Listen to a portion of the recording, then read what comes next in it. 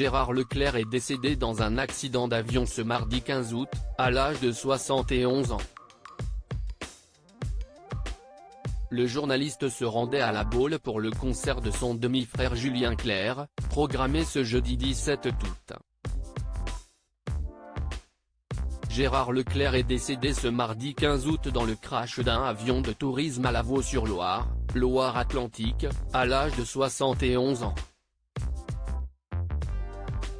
Parti de Loudun, Vienne, l'aéronef a soudainement perdu de l'altitude avant de perdre tout contact radio aux alentours de 14 h alors qu'il prenait la direction de La Baule. Des débris de l'appareil ont été retrouvés dans la soirée, puis ici est le corps du journaliste politique qui a été localisé dans la commune ligérienne. Les recherches pour retrouver les corps des deux autres occupants sont toujours en cours. Le septuagénaire qui pilotait ce petit avion de tourisme devait assister au concert de son demi-frère, le chanteur Julien Clerc, organisé ce jeudi 17 août dans le cadre du festival des Dryades estivales, comme le révèlent nos confrères de l'Op. Mort de Gérard Leclerc, le concert de Julien Clerc sera-t-il maintenu après le décès de son demi-frère ?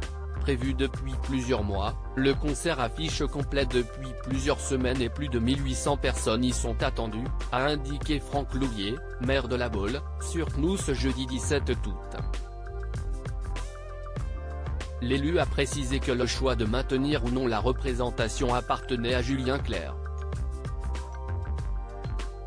Présent sur le plateau de Pascal Praud, Didier Barbelivien a indiqué qu'il penchait pour un maintien de la manifestation. Je pense qu'il va chanter, a-t-il précisé, en expliquant avoir échangé avec l'interprète de Ce n'est rien mardi soir. Et d'ajouter, je pense que ça aurait été le souhait de Gérard. Il était venu pour entendre chanter son frère.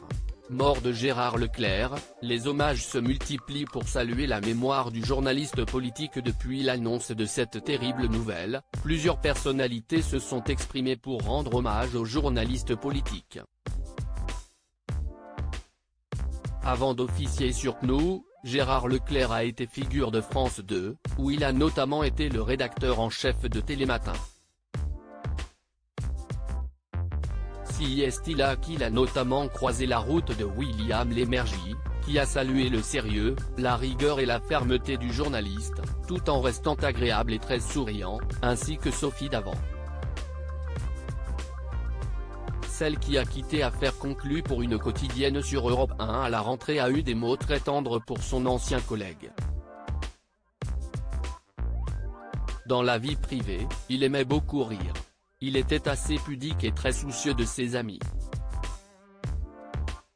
Tous les ans, il invitait sa bande d'amis pour faire les vendanges. Il y avait de grandes tablées. Julie, sa femme, se fait très bien. On commentait l'actualité et on riait beaucoup, a ainsi commenté l'animatrice de 60 ans dans les colonnes du Parisien, tout en ayant une pensée pour les proches de ce très bon père de famille.